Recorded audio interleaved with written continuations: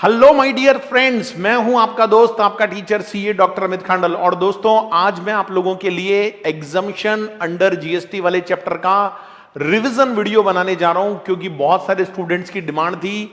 Weather आप CA student हैं, CS student हैं या सीएमए स्टूडेंट हैं, इंटर में है, फाइनल में है, एग्जीक्यूटिव में, प्रोफेशनल में है, भाई आप सभी लोगों को एग्जम्पशन चैप्टर बहुत अच्छे से पढ़कर जाना है। बिकॉज ये जो चैप्टर है ये बाकी सभी चैप्टर्स में काम आने वाला चैप्टर होता है। तो दोस्तों, बिल्कुल लेट नहीं करेंगे, बहुत जल्दी से स्टार्ट करने वाले हैं हम एग्जम्पशन वाले चैप्टर का। आज हम रिवीजन करने वाले हैं। और दोस्तों, ये जो रिवीजन मैं आप लोगों को करवाऊंगा, ये मैंने जो खुद क्लास के अंदर बच्चों को हैंड रिटन नोट्स बनवाए हैं, उससे मैं आपको पूरे चैप्टर का रिवीजन करवाऊंगा। दोस्तों, अगर आपका एग्जाम नेक्स्ट ईयर में होने जा रहा है 2021 में, तो आप हमारी क्लासेस भी ज्वाइन कर सकते हैं, जिसका लिंक मैं आपको शेयर कर दूंगा, जिसमें आपको सारी बातें याद हो जाएगी, मेमोराइज हो जाएगी क्लास के अंदर। आपको अलग से कोई एफर्ट्स नहीं करने पड़ेंगे और क्वेश्चन भी हम कंप्लीट आप लोगों को क्लास में ही करवाएंगे। तो दोस्तों, ये रहा हमारा रिवीजन वीडियो, और मैं आप लोगों को ये जो नोट्स हैं ये भी शेयर कर दूंगा। दोस्तों, ये भी मैं आप लोगों को शेयर कर दूंगा। ये नोट्स जो हैंड रिटन नोट्स हैं डियर, जो क्लास में बनवाए जाते हैं बच्चों को, ये भी मैं आप लोगों को मेरे टेलीग्राम चैनल पर शेयर कर दूंगा दोस्तों, और उसका लिंक मैं आपको डिस्क्रिप्शन बॉक्स में दे दूंगा। तो चलिए दोस्तों, स्टार्ट करते हैं आज अपनी क्लास को। बिल्कुल तैयार हो जाइए, तैयार हो जाइए माय डियर फ्रेंड्स, तैयार हो जाइए। चलिए स्टार्ट करते हैं। और एग्जम्पशन वाला जो चैप्टर है हमारे पास, इसके अंदर डियर मैं आप लोगों को आज बहुत सारी बातें बताने वाला हूं, और वो है, स्टार्ट करते हैं दोस्तों। ये देखिए, ये मैंने पूरे हैंड रिटन नोट्स बनवाए डियर, एवरीथिंग इज मेंशन्ड। तो चलिए दोस्तों, स्टार्ट कर देते हैं फटाफट से। और सबसे पहले चैप्टर का एक बेसिक इंट्रोडक्शन मैं आप लोगों को करवा देता हूं। इस चैप्टर के अंदर सबसे पहले मैं आपको ये बताऊंगा कि गवर्नमेंट के पास पावर्स होती हैं डियर, किसी भी प्रोजेक्ट को, किसी भी प्रोडक्ट को, किसी भी गुड्स को, किसी भी सर्विस को एग्जम्प्ट करने की। और एग्जम्प्ट सप्लाई का मतलब क्या है, तो सबसे पहले डियर ध्यान दीजिएगा, ये सारे नोट्स आपको मिल जाएंगे, टेलीग्राम चैनल लिंक मैं शेयर कर दूंगा दोस्तों। बस फटाफट से दिल थाम के इस चैप्टर का रिवीजन करो, very very most important chapter. तो सबसे पहली बात दोस्तों, एग्जम्प्ट सप्लाई का मतलब क्या होता है? एग्जम्प्ट सप्लाई का मतलब होता है सप्लाई ऑफ एनी गुड्स और सर्विस जिसके ऊपर निल रेट लग रही होती है, nil rate of tax, which may be wholly exempt, includes non taxable supply. दोस्तों, जो नॉन टैक्सेबल सप्लाई है वो भी एग्जम्प्ट सप्लाई का ही पार्ट होता है। अब आप कहोगे नॉन टैक्सेबल सप्लाई किसको कहते हैं? दोस्तों, नॉन टैक्सेबल सप्लाई उसको कहते हैं जिस पर जीएसटी का लॉ एप्लीकेबल नहीं है, जीएसटी के एम्बिट से बाहर है, जैसे एल्कोहलिक लिकर हो गया, पेट्रोल हो गया, डीजल हो गया, एविएशन टर्बाइन फ्यूल हो गया। दोस्तों, ये अभी जीएसटी के एम्बिट में नहीं है, इनके ऊपर पुराने इनडायरेक्ट टैक्स लग रहे हैं, लेकिन इन्हें भी हम एग्जम्प्ट सप्लाई बोलेंगे। ये एग्जम्पशन कहां से मिलती है? सेक्शन 11 सीजीएसटी एक्ट और सेक्शन 6 आईजीएसटी एक्ट से डियर पावर लेकर बनती है। मैं सच बता रहा हूं दोस्तों, इन नोट्स को जब आप खुद लिखकर याद करते हो, एवरीथिंग क्लास में ही बच्चों को लर्न हो जाता है। Government grant exemption in public interest by way of issuance of notification. दोस्तों, इसके लिए गवर्नमेंट नोटिफिकेशन निकालती है, और नोटिफिकेशन इफेक्टिव होता है फ्रॉम द डेट जहां से उसको स्पेसिफाइड किया जाएगा। अच्छा डियर, नोटिफिकेशन होली और पार्टली, एब्सोल्युटली और कंडीशनल, सभी तरह की एग्जम्पशन होती है। स्पेशल ऑर्डर निकालकर भी गवर्नमेंट एग्जम्पशन दे सकती है अगर वो कोई एक्सेप्शनल नेचर का केस है तो। इसके बाद दोस्तों, मैं आप लोगों को बता दूं, एग्जम्पशन एब्सोल्यूट भी होती है, रजिस्टर्ड पर्सन को होती है। जब एब्सोल्यूट एग्जम्पशन होगी तो कोई जीएसटी आपको कलेक्ट नहीं करना है, कोई जीएसटी आपको कलेक्ट नहीं करना है in excess of effective rate. इसके बाद दोस्तों, अगर कोई एक्सप्लेनेशन इंसर्ट किया जाता है एग्जम्पशन नोटिफिकेशन में, और अगर वो विद इन 1 ईयर किया जाता है, ध्यान रखिएगा, जिस एंट्री में एग्जम्पशन मिल रही है उस एंट्री की डेट से अगर विद इन 1 ईयर आप कोई भी क्लैरिफिकेशन, कोई भी एक्सप्लेनेशन अगर इंसर्ट करते हो, तो उसका रिट्रोस्पेक्टिव इफेक्ट होता है, और जहां से वो दिया गया था वहीं से उसको एप्लीकेबल माना जाता है। तो आई थिंक दोस्तों, आपको ये सारी बातें समझ में आ रही होगी। Yes sir. Goods examined from tax, मैं बता दूं डियर, बहुत सारे गुड्स को एग्जाम्ड किया गया है, जिसमें अनब्रांडेड आटा है, मैदा है, बेसन है, अनपैक फूड ग्रेन है, मिल्क है, एग है, कर्ड है, लस्सी है, फ्रेश वेजिटेबल्स हैं। ये वो सामान है डियर जिन पर जीएसटी नहीं लगता, लेकिन आप लोगों को ये याद नहीं करके जाने हैं। This is just given for your knowledge, ऐसा लिखा हुआ है डियर स्टडी मैट में भी। चलो अब हम सर्विस की बात करते हैं दोस्तों। सर्विस की एग्जम्पशन को हमने ग्रुपिंग करके डिवाइड किया है, ग्रुपिंग करके। जैसे चैरिटेबल वाली एग्जम्पशन एक जगह कर दी, एजुकेशन वाली एक जगह कर दी। अगर मैं चैरिटेबल वाली एग्जम्पशन की बात करूं तो चैरिटेबल और जो रिलीजियस एक्टिविटी होती है उसके अंदर आपको एग्जम्पशन मिलेगा। It is a quick revision दोस्तों, फटाफट से तैयार हो जाइए, सुनते जाइए। कोई भी रजिस्टर्ड पर्सन जो सेक्शन 12AA में रजिस्टर्ड है, जो कि चैरिटेबल एक्टिविटी को परफॉर्म करता है, ध्यान रखिएगा चैरिटेबल ट्रस्ट होना चाहिए, दूसरी बात चैरिटेबल एक्टिविटी को परफॉर्म करना चाहिए, तो एग्जम्पशन मिल जाएगी दोस्तों।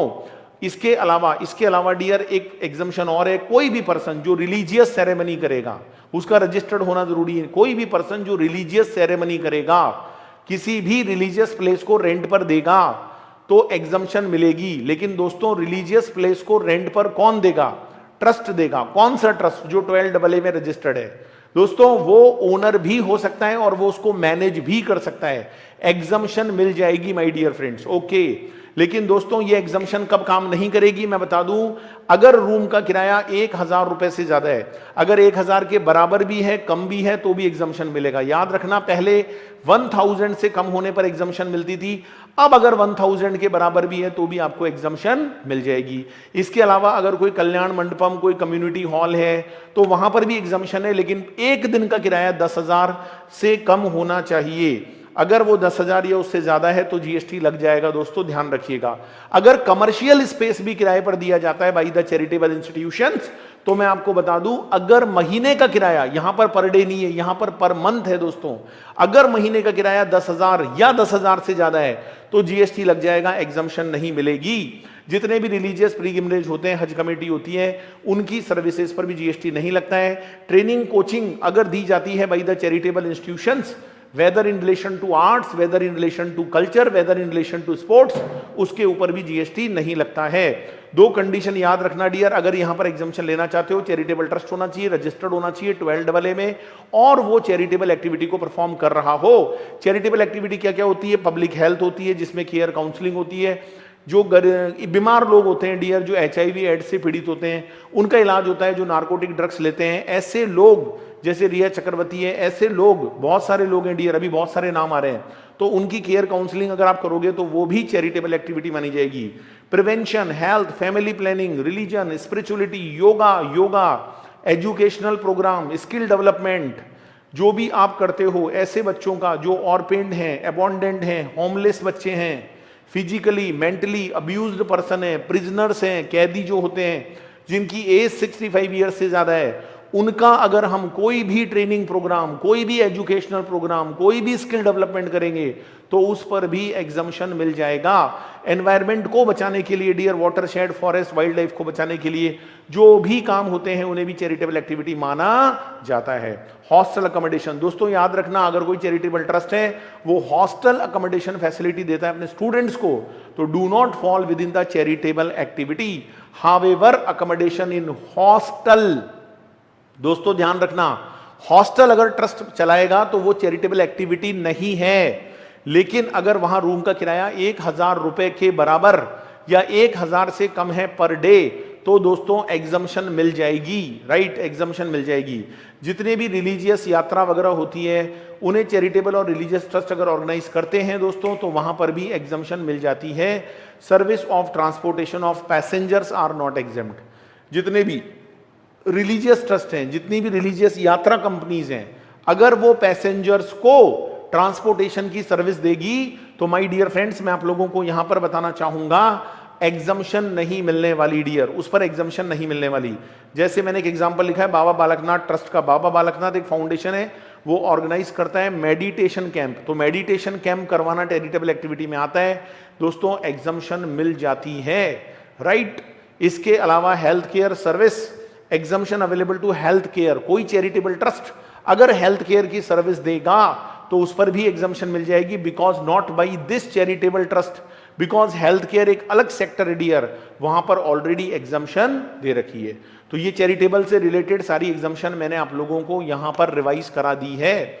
इसके बाद हम बात करेंगे एग्रीकल्चर रिलेटेड सर्विस की। दोस्तों खेती बहुत इंपॉर्टेंट चीज होती है। एग्रीकल्चर में लोडिंग होती है, अनलोडिंग होती है, पैकिंग होती है, स्टोरेज होता है, वेयर हाउसिंग होती है राइस की, क्योंकि राइस को एग्रीकल्चर प्रोड्यूस नहीं माना गया है, तो इसलिए राइस का नाम अलग से है, एग्जम्पशन मिलेगी। माइनर फॉरेस्ट जो प्रोड्यूस होते हैं, जड़ी बूटियां वगैरह होती है, उनकी वेयर हाउसिंग सर्विस पर भी एग्जम्पशन मिल जाती है। जितने भी एग्रीकल्चर प्रोड्यूस होते हैं उनको अगर वेयर हाउस में रखवाया जाता है और उसके लिए फ्यूमिगेशन की सर्विस ली जाती है तो उस पर भी जीएसटी नहीं है। जितने भी लाइफ फॉर्म्स ऑफ एनिमल्स होते हैं, जितने भी प्लांट्स होते हैं, उनके कल्टीवेशन के रिलेशन में ली जाने वाली सर्विसेज पर भी जीएसटी नहीं होता है। याद रखना, घोड़े को छोड़कर, रियरिंग ऑफ हॉर्सेज, हॉर्सेज को छोड़कर याद रखना।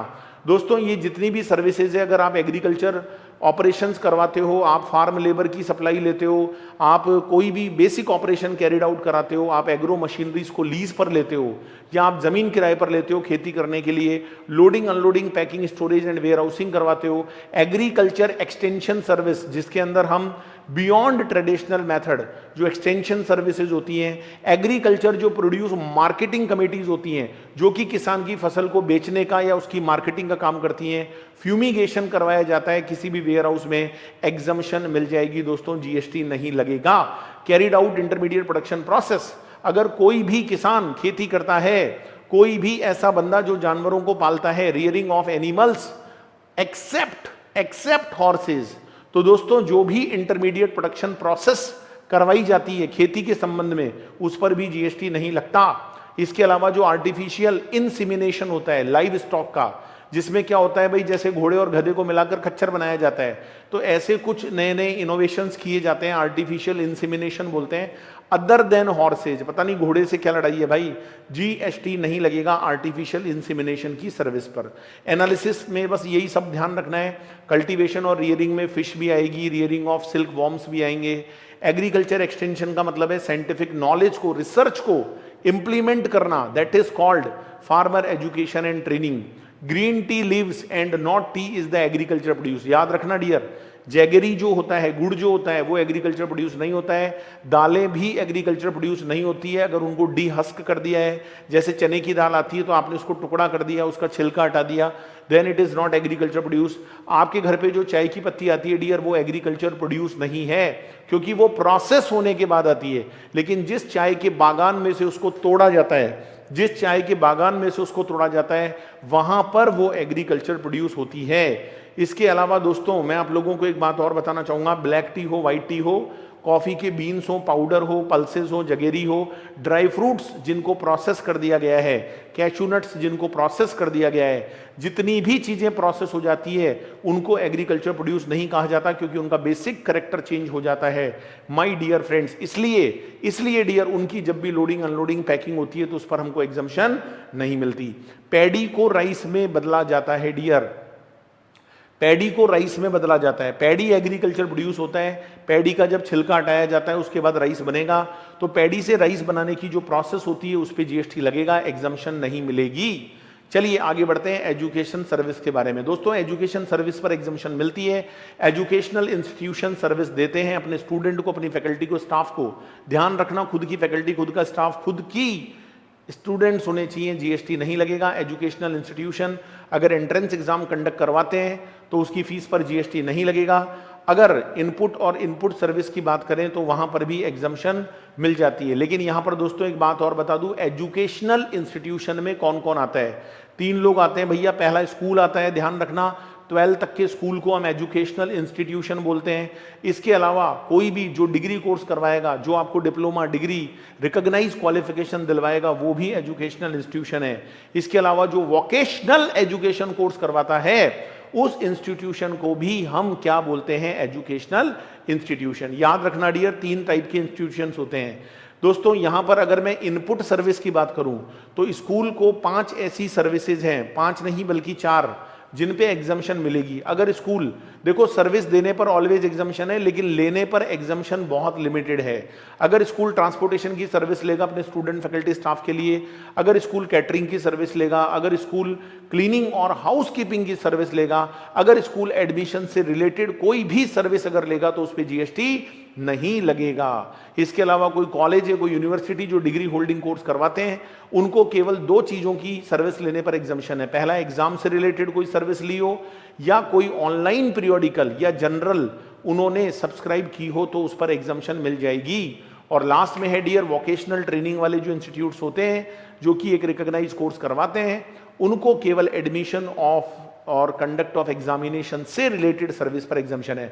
तो कॉमन बात क्या याद रखनी है, स्कूल हो कॉलेज हो जितने भी वोकेशनल ट्रेनिंग कोर्स होते हैं उनमें एक सर्विस ऐसी कॉमन है डियर जिस पर ऑलवेज एग्जामिशन मिलती है, that is called admission related और कंडक्ट ऑफ एग्जाम, राइट। और एक बात और याद रख लेना, जो ऑनलाइन एजुकेशन होती है, जो जनरल पीरियोडिकल्स आप सब्सक्राइब करते हो उसकी एग्जामिशन केवल कॉलेज को ही मिलती है। नीचे एनालिसिस में बताया है क्या विदेशी जो फॉरेन कोर्स करवाने वाले इंस्टीट्यूशंस हैं क्या उन्हें एजुकेशनल इंस्टीट्यूशन माना जाए? नहीं जी नहीं, उनको नहीं माना जाएगा। इंडियन यूनिवर्सिटी होनी चाहिए।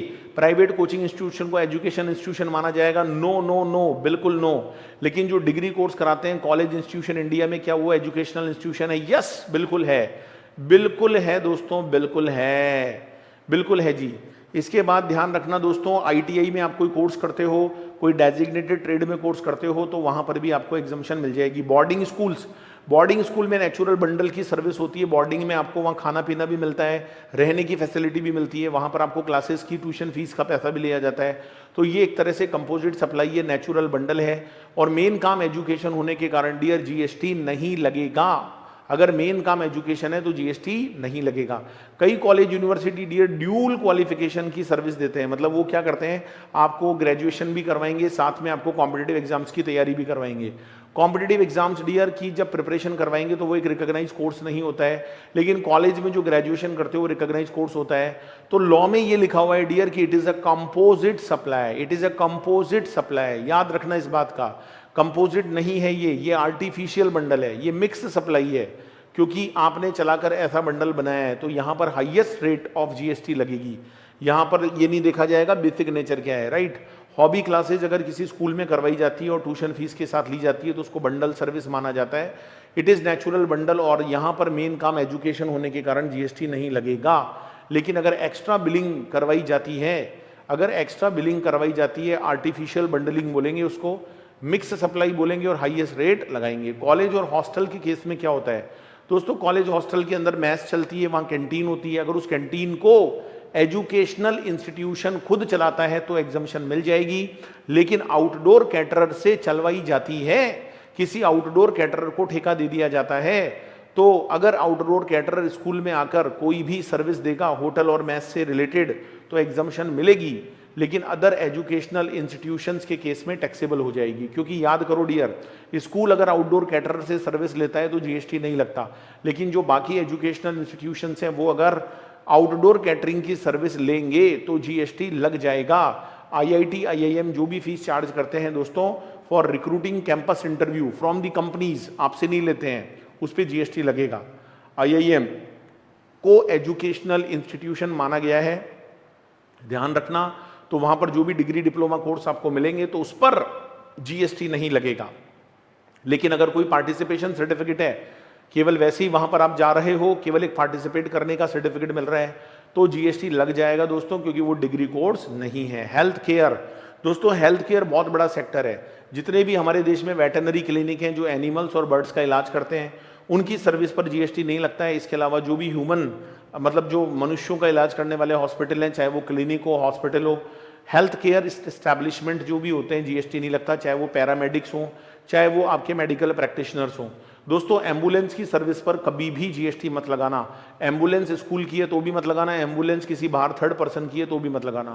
कोड जो ब्लड बैंक्स होते हैं जहां पर स्टीम सेल्स को प्रिजर्व किया जाता है उस पर भी जीएसटी नहीं लगता है दोस्तों। रिकॉग्नाइज सिस्टम इंडिया में बहुत सारे हैं, आयुर्वेदिक है, होम्योपैथिक है, एलोपैथिक है, सब पर एग्जम्पशन मिल जाती है। लेकिन याद रखना दोस्तों, very important, does not include hair transplant, cosmetic and plastic surgery.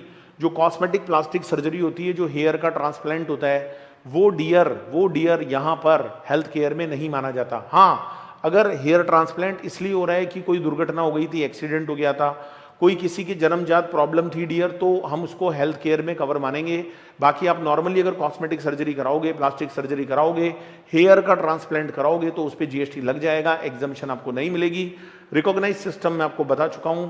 इसके अलावा जो भी हॉस्पिटल होते हैं डियर, जो अपने पेशेंट्स को एडमिट करते हैं, वो रूम का किराया लेते हैं, रूम का रेंट लेते हैं डियर, उस पर एग्जम्पशन मिल जाती है क्योंकि उसे हेल्थ केयर ही माना जाता है। अगर हॉस्पिटल डियर बाहर से डॉक्टर बुलाता है कंसल्टेंसी के लिए, बाहर से किसी ऐसे पर्सन को हायर करता है और उसको सपोज 7,500 पे करता है और पेशेंट से 10,000 लेता है क्योंकि उसकी खुद की भी सर्विसेज इन्वॉल्व है, तो दोस्तों मैं बता दूं जो डॉक्टर सर्विस किसी हॉस्पिटल को दे रहा है उस पर भी जीएसटी नहीं है, हॉस्पिटल आगे पेशेंट को दे रहा है उस पर भी जीएसटी नहीं है, और हॉस्पिटल ने जो वहां पर अमाउंट रिटेन कर लिया उस पर भी कोई जीएसटी नहीं है। फूड सप्लाई की अगर बात करें, अगर फूड वहां के पेशेंट्स को दिया जाता है बाय द हॉस्पिटल, और पेशेंट भी कैसे होने चाहिए, इन हाउस पेशेंट जो पहले से एडमिट है, तो जीएसटी नहीं लगेगा। लेकिन अगर हॉस्पिटल डियर आउटसोर्स कर देता है, ये काम आउटसोर्स कर देता है, तो भी डियर जो इन हाउस पेशेंट है उनको खाना देने पर जीएसटी नहीं है। लेकिन जो आउटसाइड एजेंसी डियर वो हॉस्पिटल से जीएसटी चार्ज करेगी, क्योंकि वो जिसको सर्विस दे रही है वो हॉस्पिटल को सर्विस दे रही है, जीएसटी चार्ज करेगी, लेकिन हॉस्पिटल उसका आईटीसी नहीं ले पाएगा। अगर हॉस्पिटल की खुद की कैंटीन है तो वो खुद भी फूड बना सकता है और अपने स्टाफ को, डॉक्टर्स को अगर वो सप्लाई करेगा तो जीएसटी लग जाएगा। केवल एग्जम्पशन तभी मिलती है डियर जब आप इन हाउस पेशेंट को खाने की सुविधा देते हो, क्योंकि डियर खाना जो दिया जाता है वो आजकल पैकेज के फॉर्म में दिया जाता है, और पैकेज के फॉर्म में देना डियर हमेशा कंपोजिट सप्लाई होता है, उस पर जीएसटी नहीं लगेगा। आउटडोर कैटरर, आउटडोर पेशेंट को या अटेंडेंट को अगर आप सर्विस दोगे तो वो टैक्सेबल हो जाएगा। सर्विस प्रोवाइडेड बाय गवर्नमेंट बहुत इंपॉर्टेंट है। एंट्री नंबर 4-5 जिसमें कोई भी म्युनिसिपल पंचायत फंक्शंस को अगर गवर्नमेंट परफॉर्म करेगी तो जीएसटी नहीं लगेगा। Entry 6 is very very important. जब भी central government, state government, union territory और लोकल अथॉरिटी, ये 4 नाम याद रखना, अगर ये लोग सर्विस देते हैं तो उस सर्विस के ऊपर जीएसटी नहीं लगाया जाता है, एक्सक्लूडिंग द फॉलोइंग, कुछ एक्सेप्शंस को छोड़कर, जिसमें पहला नाम पोस्ट ऑफिस का आता है। पोस्ट ऑफिस की 4 सर्विस के नाम याद रखना, speed post, express parcel post, life insurance, other agency service. इन 4 को अगर पोस्ट ऑफिस देता है तो जीएसटी लगता है, लेकिन इन 4 को भी अगर पोस्ट ऑफिस किसी सेंट्रल गवर्नमेंट, स्टेट गवर्नमेंट या यूनियन टेरिटरी को देता है, याद रखना लोकल अथॉरिटी का नाम नहीं है, इन 3 को देने पर एग्जम्पशन मिल जाती है। बाकी ये 4 सर्विस जब भी पोस्ट ऑफिस किसी भी पर्सन को देगा उस पर जीएसटी लग जाएगा। इसके अलावा डियर पोस्ट ऑफिस अगर कोई अदर सर्विसेज भी देता है लाइक बेसिक मेल सर्विस, तो दोस्तों उस पर जीएसटी नहीं लगाया जाता। पॉइंट नंबर बी क्या बोलता है, कोई भी सरकार अगर एयरक्राफ्ट और वेसल के रिलेशन में सर्विस देगी जो कि पोर्ट और एयरपोर्ट पर होते हैं तो उस पर जीएसटी लग जाता है, एग्जम्पशन नहीं मिलती। इसके अलावा सरकार अगर गुड्स और पैसेंजर के ट्रांसपोर्टेशन की सर्विस देती है तो भी जीएसटी लग जाता है माय डियर फ्रेंड, एग्जम्पशन नहीं मिलती। और बाकी जो भी सर्विस बच गई, जो ए बी सी को छोड़कर, उनको देने पर भी गवर्नमेंट जीएसटी लगाएगी, अगर शर्त यह है कि सर्विस किसको दी गई हो, बिजनेस एंटिटी को दी गई हो। तो बिजनेस एंटिटी को ए बी और सी के अलावा कोई भी सर्विस अगर गवर्नमेंट के द्वारा दी जाएगी, it is also liable for GST. Yes, इसके बाद आगे बढ़ते हैं dear. Next point entry number 7। Entry number 7 क्या बोलता है कि वैसे तो गवर्नमेंट में कौन आते हैं, 4 लोग आते हैं, central government, state government, local authority, union territory. अगर ये 4 लोग बिजनेस एंटिटी को कोई भी सर्विस देंगे तो उसके ऊपर जीएसटी लग जाएगा। लेकिन एंट्री नंबर 7 निकालकर एग्जम्पशन दे दी कि अगर कोई भी सर्विस अदर, जो कि ए बी और सी को छोड़ देना, ए बी और सी में तो ऑलवेज जीएसटी लगता है, बाकी ए बी सी को छोड़कर कोई भी सर्विस अगर बिजनेस एंटिटी को दी जा रही है और उस बिजनेस एंटिटी का पिछले साल का टर्नओवर अगर इतना कम है कि उसको रजिस्ट्रेशन ही नहीं कराना, 10 लाख, 20 लाख, 40 लाख, रजिस्ट्रेशन की लिमिट से भी कम है, तो बिजनेस एंटिटी को कितनी भी सर्विस दे दी गई हो, जीएसटी नहीं लगने वाला, राइट। लेकिन ध्यान रखना, ये जो एंट्री नंबर 7 की एग्जम्पशन होती है, ये एंट्री नंबर 6 ए, बी और सी पर एप्लीकेबल नहीं होती, क्योंकि 6 ए, बी और सी में एग्जम्पशन वैसे ही काम करेगी जैसा वहां पर मेंशन्ड है। इसके अलावा रेंटिंग ऑफ इमूवेबल जो प्रॉपर्टी की सर्विस होती है वहां पर भी ये एग्जम्पशन काम नहीं करती है। इसके अलावा अगर गवर्नमेंट दूसरी गवर्नमेंट को सर्विस देती है, सेंट्रल स्टेट को, यूटी को, लोकल अथॉरिटी को, गवर्नमेंट आपस में एक दूसरे को सर्विस देती है तो जीएसटी नहीं लगता है। लेकिन एक्सेप्ट 6 का ए, बी और सी, ये आपको बहुत जगह पर मिलेगा, एक्सेप्ट 6 का ए, बी और सी। इसके बाद में दोस्तों अगर कोई भी सर्विस दी जा रही है बाई द गवर्नमेंट और उसका वैल्यू ऑफ कंसीडरेशन अगर 5,000 से ज़्यादा नहीं है तो भी जीएसटी नहीं लगेगा, लेकिन ए, बी और सी को छोड़कर, right. In the form of grant, अगर सरकार ग्रांट के फॉर्म में कोई भी सर्विस देगी तो जीएसटी नहीं लगेगा। अगर सरकार ओल्ड एज होम के रूप में सर्विस देगी तो जीएसटी नहीं लगेगा। वहां पर तो अगर कोई चैरिटेबल ट्रस्ट भी अगर सर्विस देगा तो जीएसटी नहीं लगेगा। किसी रेजिडेंट को उसकी एज कितनी होनी चाहिए डियर, 60 ईयर्स और मोर, कंसीडरेशन 25,000 से ज्यादा नहीं होना चाहिए पर मंथ पर मेंबर, तो एग्जम्पशन मिल जाएगी, जीएसटी नहीं लगेगा दोस्तों। इसके बाद अगर सर्विस किसी पीएसयू को देती है government by way of guaranteeing the loan, कई बार पीएसयू लोन लेता है बैंक से तो गारंटी गवर्नमेंट देती है, तो गवर्नमेंट एक तरह से सर्विस दे रही है, जीएसटी नहीं लगेगा। अगर आप गवर्नमेंट ऑफिस में जाके पासपोर्ट बनवाते हो, वीजा बनवाते हो, ड्राइविंग लाइसेंस बनवाते हो, बर्थ और डेथ सर्टिफिकेट बनवाते हो, जीएसटी नहीं लगेगा। गवर्नमेंट अगर किसी पर्सन को टॉलरेटिंग की सर्विस देती है, non performance of a contract, आपने सरकार का काम टाइम से पूरा नहीं किया, सरकार आपसे उसका जो भी जुर्माना चार्ज लेगी क्योंकि सरकार आपको सह रही है डियर, जीएसटी नहीं लगेगा। ठीक है जी। इसके अलावा जो ईआरसीसी कॉन्ट्रैक्टर्स होते हैं, ईआरसीसी कॉन्ट्रैक्टर जिनका काम एक्सेस रॉयल्टी को कलेक्ट करके गवर्नमेंट को देना है, वहां पर गवर्नमेंट एक तरह से उनको सर्विस दे रही होती है जिसके बदले में वो गवर्नमेंट को पैसा देते हैं, but not liable for GST. Rehabilitation जो प्रोफेशनल्स होते हैं जो कि लोगों को एक तरह से तनाव से मुक्त करते हैं, ऐसे प्रोफेशनल्स अगर सर्विस देते हैं, गवर्नमेंट को देते हैं, तो उस पर भी जीएसटी नहीं लगता। अब आप कहेंगे सर बिजनेस एंटिटी क्या होती है, तो दोस्तों मैं आप लोगों को बताना चाहूंगा, बिजनेस एंटिटी का मतलब है कोई भी पर्सन जो बिजनेस को कैरिड आउट कर रहा हो। कोई भी पर्सन जो बिजनेस को कैरिड आउट करेगा उसे हम बिजनेस एंटिटी बोलेंगे। It may be individual, firm, company, कोई भी हो सकता है। दोस्तों जितने भी पुलिस वाले होते हैं, सिक्योरिटी एजेंसीज होती हैं, अगर ये किसी प्राइवेट कंसर्न को अपनी सर्विस देती है तो मैं आप लोगों को बता दूं उसके ऊपर भी जीएसटी का एग्जम्पशन नहीं मिलता। आज जितनी भी पुलिस है, जितनी भी सिक्योरिटी एजेंसी है, अगर ये किसी प्राइवेट बिजनेसमैन को सर्विसेज देती हैं तो वहां पर एग्जम्पशन काम नहीं करेगी। डिपार्टमेंट ऑफ पोस्ट अगर कोई अदर सर्विसेज देता है तो वहां पर भी टैक्स नहीं लगेगा डियर। टॉलरेटिंग नॉन परफॉर्मेंस में बता ही चुका हूं आप लोगों को। आ जाइए कंस्ट्रक्शन सर्विस पे आ जाओ। प्योर लेबर कॉन्ट्रैक्ट जितने भी होते हैं जो कि इन रिलेशन टू प्रधानमंत्री आवास योजना है या वो अर्बन मिशन के लिए हैं तो जीएसटी नहीं लगता। प्योर लेबर का मतलब होता है जिसमें गुड्स पार्ट नहीं होना चाहिए। इलेक्ट्रिसिटी जो डिस्ट्रीब्यूशन यूटिलिटीज होती हैं उनकी सर्विस पे जीएसटी नहीं लगता। प्योर लेबर कॉन्ट्रैक्ट अगर किसी सिंगल रेजिडेंशियल यूनिट को बनाने के लिए किए जा रहे हैं, सिंगल रेजिडेंशियल यूनिट का मतलब है it is not a part of residential complex, तो उस पर भी जीएसटी नहीं लगता। इसके अलावा कोई भी लैंड ओनर अगर टीडीआर, एफएसआई मतलब ट्रांसफर ऑफ डेवलपमेंट राइट्स या फ्लोर स्पेस इंडेक्स अपनी जमीन एक तरह से लीज पर देता है किसी डेवलपर को फ्लैट्स बनाने के लिए तो उस पर जीएसटी नहीं लगेगा। लेकिन कंडीशन ये है कि वो जो कंस्ट्रक्टेड फ्लैट्स होते हैं उनको कंप्लीशन सर्टिफिकेट मिलने से पहले पहले बेच देना होगा। अगर आपने नहीं बेचा है तो डियर फिर जीएसटी की लायबिलिटी क्रिएट हो जाएगी। पैसेंजर ट्रांसपोर्टेशन सर्विस की अगर हम बात करें तो सबसे पहले हम बात करते हैं एयर की।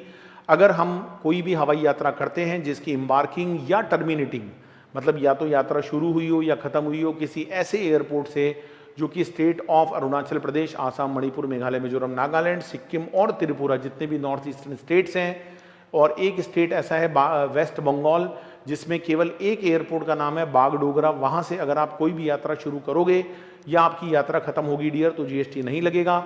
अगर आप नॉन एसी कॉन्ट्रैक्ट कैरीज में यात्रा करोगे तो भी जीएसटी नहीं लगेगा। Non AC contract carries other than radio taxi. Radio taxi का मतलब होता है जैसे ओला, उबर, ये जो रेडियो टैक्सीज होती है क्योंकि इनमें जीपीआरएस लगा होता है, ये एसी हो या नॉन एसी हो डियर ऑलवेज जीएसटी लगता है। इसके अलावा दोस्तों नॉन एसी कॉन्ट्रैक्ट कैरीज में जीएसटी नहीं लगता। याद रखना बस टूरिज्म पर्पज नहीं होना चाहिए, अगर टूरिज्म पर्पज है तो भी जीएसटी लग जाएगा। स्टेज कैरीज पर जीएसटी नहीं है। स्टेज कैरीज आप जानते होंगे डियर अदर देन एसी, अगर एसी स्टेज कैरीज है तो जीएसटी लग जाएगा, राइट। आरसीएस जो एयरपोर्ट होते हैं रीजनल कनेक्टिविटी स्कीम के अंदर, वहां से अगर आप यात्रा शुरू करते हो या खत्म करते हो तो भी जीएसटी नहीं लगता है। इसके अलावा कोई भी बंदा अगर ट्रांसपोर्टेशन ऑफ पैसेंजर की सर्विस ले रहा है विद और विदाउट बिलोंगिंग्स, रेलवे के अंदर ले रहा है, रेलवे में ध्यान रखना जीएसटी नहीं है, लेकिन अगर आप फर्स्ट क्लास और एसी क्लास में यात्रा करोगे तो जीएसटी लग जाएगा। मेट्रो, मोनो रेल, ट्राम वे, इसमें यात्रा करने पर जीएसटी नहीं लगता। इनलैंड वाटरवे जो कि केरल वगैरह में साउथ एरियाज में जो लोकल ट्रांसपोर्टेशन के लिए यूज होता है वहां पर भी जीएसटी नहीं लगता। पब्लिक ट्रांसपोर्टेशन अगर आप करते हो किसी वेसल में इंडिया में एक जगह से दूसरी जगह जाने पर तो जीएसटी नहीं लगता। बस टूरिज्म पर्पज नहीं होना चाहिए। अगर टूरिज्म पर्पज है, कहो ना प्यार है, कहो ना प्यार है, ऋतिक रोशन वाली मूवी में आपने देखा होगा, वेसल के अंदर क्रूज बोलते हैं, मौज मस्ती करते हैं, वहां जीएसटी लग जाता है दोस्तों। Metered cabs, auto rickshaw, metered cabs जो मुंबई में आपने देखी होंगी, ऑटो रिक्शा तो आप जानते ही हो, ई रिक्शा आप जानते ही हो, जीएसटी नहीं लगेगा। कॉन्ट्रैक्ट कैरीज मतलब जो कॉन्ट्रैक्ट के अंदर होती है, मीटर्ड कैब जिसमें ऑटोमेटिक डिवाइस होता है, रेडियो टैक्सी का मतलब जिसमें जीपीआरएस होता है, स्टेज कैरीज का मतलब जो 6 से ज़्यादा पैसेंजर वाली गाड़ी होती है एक्सक्लूडिंग ड्राइवर, ई रिक्शा वो होता है जिसमें मोटर लगी हो, 4000 वॉट से ज़्यादा की नहीं होनी चाहिए। तो दोस्तों ये बहुत ही शानदार नोट्स हैं। जो बच्चे मेरी रेगुलर क्लास ले रहे हैं उनको उनके कमेंट पढ़ पढ़ के दिया, मुझे इतना अच्छा लगता है। वो कहते हैं सर क्लास में सब कुछ याद हो जाता है, आप सारी चीज़ें हमें क्लास में नोट करवा देते हो, मज़ा आ जाता है। गुड्स ट्रांसपोर्टेशन सर्विस, दोस्तों ये जो गुड्स ट्रांसपोर्टेशन की सर्विस होती है इस पर भी जीएसटी नहीं लगता। अगर आप गुड्स ट्रांसपोर्टेशन की सर्विस बाई रोड ले रहे हो तो जीएसटी नहीं लगेगा। लेकिन ध्यान रखना डियर, बाई रोड लेने में अगर जीटीए है तो लग जाएगा या कुरियर एजेंसी है तो लग जाएगा, बाकी बाई रोड लेने पर जीएसटी नहीं लगता है। इनलैंड वाटरवे से अगर गुड्स का ट्रांसपोर्टेशन होगा तो भी जीएसटी नहीं लगेगा। इसके अलावा रेल और वेसल से अगर आप यात्रा करते हो इंडिया में किसी भी वन प्लेस से अनदर प्लेस पर जाने के लिए तो भी जीएसटी नहीं लगता है। फॉलोइंग गुड्स के बारे में, रिलीफ मटेरियल हो गया, डिफेंस है, मिलिट्री इक्विपमेंट्स है, न्यूज़पेपर है, मैगजीन है, रेलवे की इक्विपमेंट है, एग्रीकल्चर प्रोड्यूस है, मिल्क है, सॉल्ट है, फूड ग्रेन है, पल्सेज है, राइस है, ऑर्गेनिक मैन्योर है। तो दोस्तों यहां पर भी जीएसटी नहीं लगेगा। इन सामानों का ट्रांसपोर्टेशन अगर आप करोगे बाई रेल या वेसल तो जीएसटी नहीं लगेगा। एंट्री नंबर 21 क्या बोलती है डियर, जीटीए की सर्विस पर कोई जीएसटी नहीं लगता है। By way of transportation in a goods carries, अगर आप जीटीए के थ्रू सर्विस दे रहे हो एग्रीकल्चर प्रोड्यूस की, जीएसटी नहीं लगेगा। 1500 से ज़्यादा किराया नहीं है पूरी सिंगल कैरीज का तो भी जीएसटी से नहीं लगेगा। अगर किसी गड्डी में किसी सिंगल कंसाइनी का माल जा रहा है और किराया 750 से ज़्यादा नहीं है, दोस्तों याद रखना बड़ी इंपॉर्टेंट लिमिट है, जीएसटी नहीं लगेगा। मिल्क, सॉल्ट, फूड ग्रेन्स पर भी जीएसटी नहीं लगता। Organic manure, newspaper, magazine, relief material, defence and military के काम आने वाले इक्विपमेंट्स का ट्रांसपोर्टेशन अगर आप जीटीए के थ्रू करोगे तो जीएसटी नहीं लगेगा। वैसे नॉर्मली जीटीए की सर्विस लेने पर जीएसटी लग जाता है। एंट्री नंबर 21A क्या कहती है डियर, कोई भी जीटीए अगर अनरजिस्टर्ड पर्सन को सर्विस देता है तो भी एग्जम्पशन है डियर, तो भी एग्जम्पशन है, कितना भी अमाउंट हो एग्जम्पशन है। और अनरजिस्टर्ड का मतलब डियर कैजुअल टैक्सेबल पर्सन भी आता है। इसके अलावा दोस्तों जीटीए अगर अपनी सर्विस गवर्नमेंट डिपार्टमेंट्स को देता है, लोकल अथॉरिटी को देता है या गवर्नमेंट एजेंसीज को देता है तो भी जीएसटी नहीं लगता। जीटीए की पहचान क्या होती है, consignment note, truck operator without issuance of consignment note, it should be exempt. Banking और फाइनेंशियल सर्विस, दोस्तों आरबीआई कोई भी सर्विस दे दे उस पर जीएसटी नहीं लगेगा। इसके अलावा कोई भी बैंक, कोई भी फाइनेंशियल इंस्टीट्यूशन, कोई भी पर्सन अगर डिपॉजिट, लोन और एडवांस की सर्विस देगा तो उसमें जो इंटरेस्ट और डिस्काउंट वाला कंपोनेंट होता है उस पर भी जीएसटी नहीं लगता। याद रखना, वेरी वेरी इंपॉर्टेंट, अगर क्रेडिट कार्ड की बात आ रही है, क्रेडिट कार्ड के रिलेशन में अगर कोई भी इंटरेस्ट चार्ज किया जाएगा तो उस पर जीएसटी लग जाएगा। फॉरेन करेंसी की सेल परचेज अगर होती है बैंक में और ऑथोराइज डीलर में आपस में, ध्यान रखना जीएसटी नहीं लगेगा। आम जनता करेगी, लग जाएगा GST. Service provided by banking company to the basic, जो सेविंग अकाउंट होल्डर्स हैं जिनको प्रधानमंत्री जनधन योजना में अकाउंट खोला गया है उस पर जीएसटी नहीं है। अगर बैंक कोई भी settlement amount up to 2000 in a single transaction, debit card, credit card की सर्विस अगर आप लेते हो, दिन में कहीं भी शॉपिंग करते हो, ट्रांजेक्शन वैल्यू अगर 2000 से ज़्यादा नहीं है तो जीएसटी नहीं लगेगा। इंटरमीडिएटरी जो सर्विसेज होती हैं, मल्टी सर्विस लेवल सेज में, सेज के अंदर डियर जो भी इंटरमीडिएटरीज होते हैं अगर वो अपनी कोई भी सर्विस देते हैं तो उसके ऊपर भी जीएसटी नहीं लगता है। नहीं लगता है दोस्तों, नो नहीं लगता है। वेरी नाइस, बहुत बढ़िया। इसके बाद लाइफ इंश्योरेंस जो बिजनेस होता है, लाइफ इंश्योरेंस जीवन के साथ भी जीवन के बाद भी, नेशनल पेंशन स्कीम होती है उसमें जीएसटी नहीं है। आर्मी, नेवी, एयरफोर्स, इनके ग्रुप इंश्योरेंस फंड्स होते हैं, इन पर जीएसटी नहीं है। नेवी का एक कोस्ट गार्ड के लिए फंड होता है इंश्योरेंस का, उस पर जीएसटी नहीं है। आर्म पुलिस के लिए एक नया फंड जोड़ा गया है 29B में, उस पर भी जीएसटी नहीं है। जितने भी माइक्रो इंश्योरेंस प्रोडक्ट होते हैं, माइक्रो इंश्योरेंस किसको बोलते हैं, जहां पर इंश्योरेंस कवर 2 लाख से ज़्यादा नहीं है, उस प्रीमियम पर भी जीएसटी नहीं लगेगा। प्रधानमंत्री जनधन योजना के अंतर्गत भी कोई जीएसटी नहीं लगता है। इसके बाद कुछ स्पेसिफाइड बॉडीज़ के नाम हैं, जैसे ESI, EPF, provident fund, national pension system, IRDA, IRDA, SEBI, ये कुछ ऐसे नाम है डियर जिनकी सर्विसेज पर कोई जीएसटी नहीं लगता। जनरल इंश्योरेंस की अगर हम बात करते हैं तो प्रधानमंत्री फसल बीमा योजना, प्रधानमंत्री सुरक्षा बीमा योजना, बांग्ला स्वास्थ्य बीमा योजना, बहुत सारी योजनाओं के नाम है डियर, इन पर भी जीएसटी नहीं लगता। पेंशन योजना में अटल पेंशन योजना आप याद रख सकते हो, उसके ऊपर भी दोस्तों जीएसटी नहीं लगेगा। इसके अलावा बिजनेस के जो फैसिलिटेटर और कॉरेस्पॉन्डेंट्स होते हैं वो जब किसी भी बैंकिंग कंपनी को सर्विस देते हैं, लेकिन याद रखना दोस्तों रूरल एरिया ब्रांच होनी चाहिए, तो जीएसटी नहीं लगेगा। इसके अलावा कोई इंटरमीडिएटरी अगर बिजनेस फैसिलिटेटर या कॉरेस्पॉन्डेंट को जो कि रूरल ब्रांच को सर्विस दे रहे हैं वो अगर किसी इंटरमीडिएटरी से सर्विस लेते हैं तो भी जीएसटी नहीं लगता है। इसके अलावा इंटरमीडिएटरी अगर इंश्योरेंस कंपनी, ये जितने भी बिजनेस के कॉरेस्पॉन्डेंट हैं, फैसिलिटेटर हैं, अगर ये इंश्योरेंस कंपनी को सर्विस देंगे तो दोस्तों उस पर भी जीएसटी नहीं लगेगा। बस इंश्योरेंस कंपनी कहाँ पर होनी चाहिए? रूरल एरिया में होनी चाहिए। अब बिजनेस कॉरेस्पॉन्डेंट और फैसिलिटेटर में क्या फर्क होता है? बिजनेस कॉरेस्पॉन्डेंट ट्रांजैक्शंस को कैरिड आउट कर सकते हैं on behalf of the bank, facilitator carried out नहीं करते हैं, वो केवल रेफरेंस देते हैं, राइट, ओके। इसके बाद सर्विस प्रोवाइडेड टू गवर्नमेंट, दोस्तों अभी तक बाई गवर्नमेंट पढ़ा था, अब टू गवर्नमेंट पढ़ेंगे।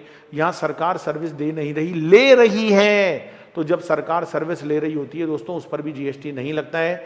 जिसमें प्योर सर्विस का नाम आता है पंचायत और म्युनिसिपैलिटी फंक्शंस के लिए जीएसटी नहीं लगेगा।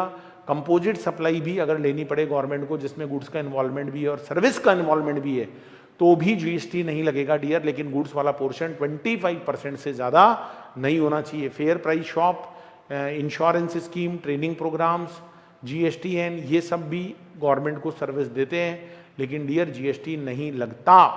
लीजिंग सर्विस की अगर बात करें, लीजिंग सर्विस, कोई भी बंदा अगर 30 साल या उससे ज़्यादा के लिए इंडस्ट्रियल प्लॉट्स को लीज पर देगा तो लीज पर देने पर जो अपफ्रंट अमाउंट होता है डियर, जो इनिशियल अमाउंट होता है उस पर जीएसटी नहीं लगता है। उस पर क्या नहीं लगता दोस्तों? जीएसटी नहीं लगता।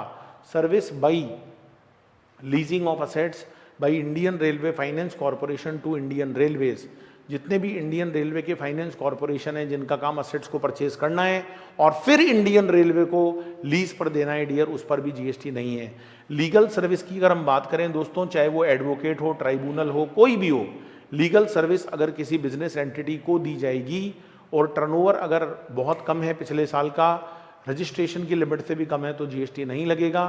अगर ये लोग सर्विस गवर्नमेंट को देंगे तो भी जीएसटी नहीं लगेगा, किसी पर्सन को देने पर भी नहीं लगेगा। लेकिन याद रखना दोस्तों, एक सीनियर एडवोकेट होता है, सीनियर एडवोकेट जब भी कोई सर्विस देता है, लीगल सर्विस किसी एडवोकेट या पार्टनरशिप फर्म को, तो जीएसटी लग जाता है, लग जाता है दोस्तों, लग जाता है, जीएसटी लग जाता है। अच्छा, लीगल सर्विस का मतलब केवल कंसल्टेंसी देना नहीं है दोस्तों, रिप्रेजेंटेशनल सर्विस देना भी लीगल सर्विस माना जाता है।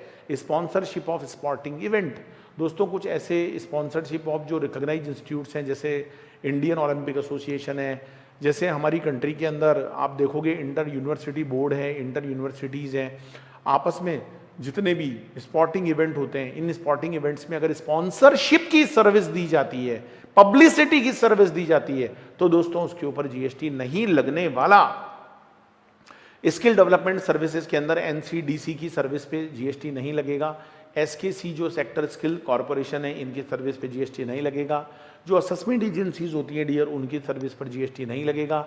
जो ट्रेनिंग पार्टनर्स होते हैं, जो ट्रेनिंग देते हैं डियर, एनएसडीसी से अप्रूव्ड होते हैं, उनकी सर्विसेज पर जीएसटी नहीं लगता। दीनदयाल उपाध्याय ग्रामीण कौशल योजना के अंतर्गत जितने भी लोगों को स्किल डेवलपमेंट कोर्स करवाए जाते हैं उसके ऊपर भी जीएसटी नहीं लगता है। आर्टिस्ट की परफॉर्मेंस पर जीएसटी नहीं लगता। अगर आर्टिस्ट फॉक या क्लासिकल आर्टिस्ट है, म्यूजिक है, डांस है, थिएटर है, बशर्ते की कंसिडरेशन 1,50,000 से ज्यादा नहीं होना चाहिए तो जीएसटी नहीं लगेगा। अगर 1,50,000 से ज्यादा है तो जीएसटी लग जाएगा। इसके अलावा वेस्टर्न म्यूजिक, डांस, अदर जो सीरियल्स में काम करने वाले लोग होते हैं वहाँ जीएसटी लग जाता है।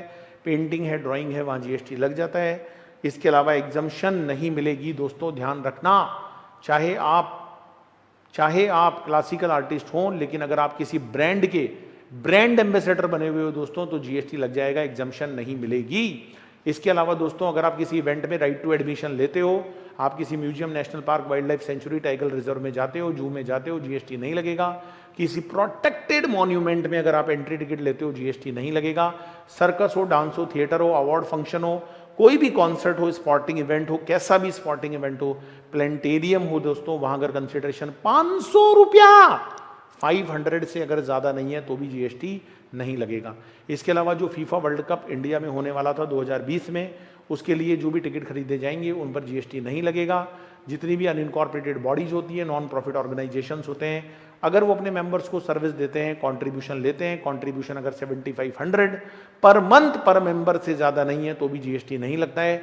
ये सर्विस डियर आरडब्ल्यूए दे रहा होता है अपने मेंबर्स को for the purpose of common use, GST नहीं लगेगा।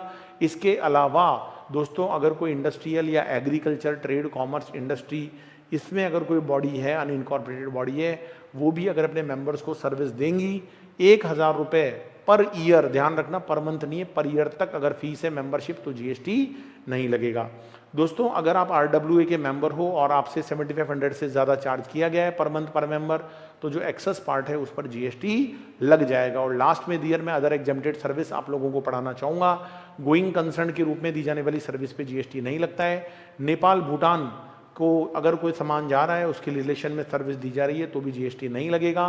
रेजिडेंशियल डबलिंग, कोई भी मकान रेजिडेंशियल है उसको रेजिडेंशियल पर्पज के लिए देने पर भी जीएसटी नहीं लगेगा। होटल, इन, गेस्ट हाउस, क्लब के अंदर अगर आप रूम बुक कराते हो 1000 रुपए के बराबर अगर या उससे कम है किराया तो जीएसटी नहीं लगेगा। 1000 से ज्यादा होने पर जीएसटी लग जाएगा। यहाँ पर अमेंडमेंट है, ध्यान रखिएगा। ट्रांसपोर्टेशन ऑफ गुड्स और पैसेंजर्स, ट्रांसपोर्टेशन ऑफ गुड्स की बात करें, अगर एयरक्राफ्ट और वेसल से अगर आप कोई भी गुड्स इंडिया के बाहर लेकर जा रहे हो तो दोस्तों ट्रांसपोर्टेशन की कॉस्ट पर जीएसटी नहीं है। कोई भी बंदा अगर हायर बेसिस पर एसटीयू को, किसी भी स्टेट ट्रांसपोर्ट अंडरटेकिंग को गाड़ी किराए पर देता है और वो भी 12 पैसेंजर से ज़्यादा की तो जीएसटी नहीं लगेगा। लोकल अथॉरिटी को देने पर भी जीएसटी नहीं लगेगा। अमेंडमेंट है, ध्यान रखना। इलेक्ट्रिक व्हीकल, लोकल अथॉरिटी को अगर आप इलेक्ट्रिक व्हीकल किराए पर दोगे तो जीएसटी नहीं लगेगा। किसी भी जीटीए को अगर आप ट्रांसपोर्टेशन ऑफ गुड्स का व्हीकल किराए पर दोगे तो जीएसटी नहीं लगेगा। किसी भी स्कूल, याद रखना कॉलेज नहीं, केवल स्कूल का नाम है, स्कूल को अगर आप उनके स्टूडेंट, फैकल्टी, स्टाफ के लिए बस हायर बेसिस पे दोगे तो भी जीएसटी नहीं लगेगा। अगर आप टोल चार्जेस पे करते हो डियर, जब आप नेशनल हाईवे पर जाते हो तो वहाँ जो भी एन्यूटी या टोल पैसा दिया जाता है उस पर जीएसटी नहीं है। जितनी भी बिजली कंपनियां डियर जो बिजली का डिस्ट्रीब्यूशन करती हैं, जैसे जयपुर में जेवीवी, एनएलएस की अमाउंट पर, फीस पर कोई जीएसटी नहीं लगेगा। हाँ, अगर बिजली कंपनियां अदर पैसा लेती है जैसे एप्लीकेशन फी, रेंटल फी, टेस्टिंग फी, लेबर चार्ज, तो जीएसटी लग जाता है, लेकिन बिजली पर जीएसटी नहीं लगता। जितने भी साइंस एंड टेक्नोलॉजी पार्क होते हैं वहाँ पर इंक्यूबेटर और इंक्यूबेटी होते हैं। जो डेवलपर होता है उसको इंक्यूबेटर बोलते हैं और जो यूनिट वहाँ पर लगी होती है उसको इंक्यूबेटी बोलते हैं। इंक्यूबेटी की सर्विस पर कोई जीएसटी नहीं लगता, बशर्ते कि उसका लास्ट ईयर का टर्नओवर 50 लाख से ज़्यादा नहीं होना चाहिए और उसको अभी एग्रीमेंट किए हुए 3 साल से ज़्यादा ना हुआ हो। बहुत बढ़िया डियर, जब भी समय मिले सुनते रहो, बार बार रिवीजन करो इस चैप्टर का और ये नोट्स आपको मिल जाएंगे डियर। बहुत मजा आता है जब राइटिंग करके हम लिखते हैं। मैंने अपने सारे नए बैचेज में डियर इस सिस्टम कर दिया कि मैं क्लास में ही बच्चों को नोट करवाता हूं, जिससे उन्हें चीजें याद हो जाती है, अलग से नहीं पढ़ना पड़ता। फसाई की सर्विस पर जीएसटी नहीं है। और इसके अलावा जो भी न्यूज और व्यूज कलेक्ट करके लाते हैं एंकर्स बेचारे, उनकी सर्विसेज पर जीएसटी नहीं है। पब्लिक लाइब्रेरीज की सर्विस पे जीएसटी नहीं है। इंडिया के बाहर अगर कोई एग्जीबिशन होने जा रही है जिसके लिए आप सर्विस ले रहे हो तो जीएसटी नहीं है। एनिमल्स की जो स्लॉटरिंग होती है, स्लॉटरिंग हाउस होते हैं, उस पर जीएसटी नहीं है। फ्रूट वेजिटेबल की जो कंडीशनिंग, कूलिंग, रिपनिंग, वैक्सिंग होती है उस पर जीएसटी नहीं है। अगर आप कोल्ड स्टोरेज लगाना चाहते हो, एनसीसीडी जो नेशनल कोल्ड स्टोरेज का एक बहुत बड़ी बॉडी है, वो अगर आपको कोई भी सर्विस देती है, कंसल्टेंसी देती है, जीएसटी नहीं लगेगा। फॉरेन डिप्लोमेट्स की सर्विस पे जीएसटी नहीं है।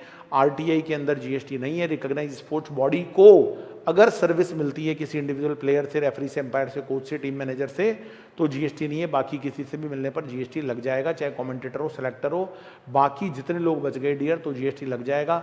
एक रिकॉग्नाइज बॉडी अगर दूसरी रिकॉग्नाइज बॉडी को सर्विस देगी तो भी जीएसटी नहीं लगेगा। इसके अलावा याद रखना डियर, जितने भी आईपीएल के अंदर फ्रेंचाइजी होते हैं, फ्रेंचाइजी जैसे राजस्थान रॉयल्स है, ये सब फ्रेंचाइजी हैं, ये अगर प्लेयर को हायर करते हैं तो उस प्लेयर की फीस पे जीएसटी लगेगा, क्योंकि फ्रेंचाइजी कभी भी रिकॉग्नाइज स्पोर्ट्स बॉडी नहीं होते।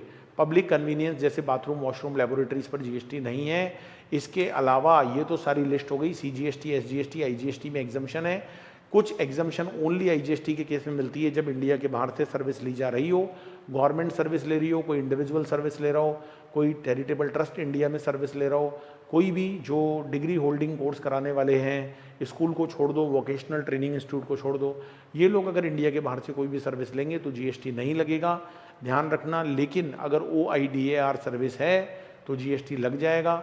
इंडिया के बाहर से अगर कोई सामान इंडिया में आ रहा है, उसके लिए आप सर्विस ले रहे हो तो जीएसटी लग जाएगा। इंडिया के बाहर से अगर RBI को फॉरेन एक्सचेंज के लिए सर्विस लेनी पड़ेगी तो जीएसटी लग जाएगा। टूर ऑपरेटर अगर किसी फॉरेन टूरिस्ट को इंडिया के बाहर, पूरा टूर इंडिया के बाहर करवाने के लिए पैसे लेता है, सर्विस देता है, तो जीएसटी नहीं लगेगा। इसके अलावा इंडिया में से कोई भी स्टैब्लिशमेंट अगर इंडिया के बाहर किसी स्टैब्लिशमेंट को सर्विस देगा, both are treated as distinct person, GST नहीं लगेगा। इंडिया के बाहर से अगर यूनाइटेड नेशन बॉडीज कोई भी सर्विस इंपोर्ट करते हैं या स्पेसिफाइड इंटरनेशनल ऑर्गेनाइजेशन कोई भी सर्विस इंपोर्ट करते हैं, जीएसटी नहीं लगेगा। फॉरेन डिप्लोमेटिक जो मिशंस होते हैं उनकी सर्विस पर भी जीएसटी नहीं है। अगर वो इंडिया के बाहर से कोई भी सर्विस इंपोर्ट करते हैं तो जीएसटी नहीं लगता। न्यू अमेंडमेंट्स आ गए हैं दोस्तों। क्या है न्यू अमेंडमेंट्स? स्टोरेज और warehousing, cereal, pulses, fruits, vegetable, spices, copra, sugar cane, jaggery, ये वो आइटम है डियर जो नॉर्मली एग्रीकल्चर प्रोड्यूस नहीं होते हैं, इनका भी अगर आप स्टोरेज और वेयर हाउसिंग करवाओगे तो जीएसटी नहीं है। फीफा वर्ल्ड कप के अंदर जो फीफा एसोसिएशन है उसको अगर कोई सर्विस लेनी पड़ेगी या देनी पड़ेगी, दोनों पर ही जीएसटी नहीं है। इसके अलावा ध्यान रखना डियर, जो डिले चार्जेस होते हैं, इस पर एक बहुत इंपॉर्टेंट सर्कुलर आया है, डिले चार्जेस पर जीएसटी लगेगा या नहीं लगेगा दोस्तों, इसके लिए मैंने अमेंडमेंट वीडियो भी बनाया है, तो आप मेरा अमेंडमेंट वीडियो देख सकते हो। वैसे इसमें ये लिखा हुआ है कि अगर हम कोई भी ट्रांजेक्शन करते हैं वहाँ पर अगर इंटरेस्ट लिया जाता है इन रिलेशन टू गुड्स तो जीएसटी लग जाता है, वो वैल्यू ऑफ सप्लाई का पार्ट बनेगा। लेकिन जहाँ हम फाइनेंस करवाते हैं, लोन लेते हैं, वहाँ पर अगर इंटरेस्ट लगता है तो जीएसटी नहीं लगेगा, क्योंकि इंटरेस्ट पर जीएसटी को एग्जम्पशन दी गई है, याद रखना इस बात का। इसके बाद ध्यान रखना दोस्तों, RWA के केस में 7500 रुपये तक का एग्जम्पशन है। 7500 से जितना एक्सेस होगा उस पर जीएसटी लगेगा। पर मंथ पर मेंबर का मतलब याद रखना, पर मेंबर का मतलब ईच फ्लैट को मेंबर माना जाता है। अगर मिस्टर ए के 2 फ्लैट हैं तो एग्जम्पशन 7500 की 2 बार मिलेगी। इस बात को आप लोगों को यहाँ पर याद रखना है। अगर RWA का रजिस्ट्रेशन नहीं है क्योंकि उसकी लिमिट 20 लाख से कम है तो डियर फिर वहाँ पर कितना भी मेंटेनेंस लिया जाए जीएसटी नहीं लगने वाला, चाहे 7500 से ज़्यादा हो या कम हो। हाँ, अगर RWA रजिस्टर्ड है तो उस केस में याद रखने की बात है डियर, वहाँ पर मोर देन 7500 से ज़्यादा अगर मंथली रेंट होगा, मंथली मेंटेनेंस होगा तो ही जीएसटी लगेगा। 7500 से कम होने पर जीएसटी नहीं लगेगा। इसके अलावा दोस्तों मैरीटाइम ट्रेनिंग इंस्टीट्यूट्स जो कि वैसल वगैरह या शिप वगैरह चलाने की ट्रेनिंग देते हैं, उनको एजुकेशनल इंस्टीट्यूशंस माना गया है और उनकी सर्विसेज पे जीएसटी नहीं लगता है। कोई भी नया एक्सप्लेनेशन अगर इंसर्ट किया जाता है तो जिस एंट्री के लिए किया जा रहा है वहां से 1 साल गिना जाएगा डियर। ये सारा हमारा यहां पर कंप्लीट हो जाता है। तो दोस्तों इसी तरीके से हमने एग्जम्पशन चैप्टर को फुल्ली रिवाइज कर लिया है। अगर वीडियो अच्छा लगा है दोस्तों, इसको प्लीज शेयर करिएगा, लाइक करिएगा और मुझे कमेंट करके बताइएगा कि आपको और कौन से चैप्टर्स के रिवीजन वीडियो चाहिए। मैं आप लोगों के लिए रिवीजन वीडियो बनाने के लिए तैयारी करके बैठा हूं। और दोस्तों बहुत बहुत शुक्रिया जिस तरीके से आप लोग चैनल को लव एंड सपोर्ट दे रहे हैं, मुझे बहुत अच्छा लग रहा है दोस्तों, राइट। और अगर आप हमारे नए बैच ज्वाइन करना चाहते हैं 2021 के, जिसमें हमने कंप्लीट बच्चों को हैंड रिटन क्लास के अंदर ही सब कुछ लिखवाया है, लिख कर याद करवाया डियर, कैसे याद नहीं होता है ना। और सारे क्वेश्चन हमने क्लास में करवाए हैं, तो आपको मैं एक लिंक दे दूंगा डिस्क्रिप्शन बॉक्स में, वहां पर आप हमारी एप्लीकेशन पर जाकर कोर्स को सब्सक्राइब कर सकते हैं और मजा ले सकते हैं डियर। मेमोराइज करने का मजा लो, अलग से नहीं पढ़ना पड़ेगा। और लास्ट में जाते जाते एक ही बात बोलूंगा दोस्तों, जोश दिल में जगाते चलो और जीत के गीत गाते चलो। Wish you all the best for exam. Thank you so much for watching the classes.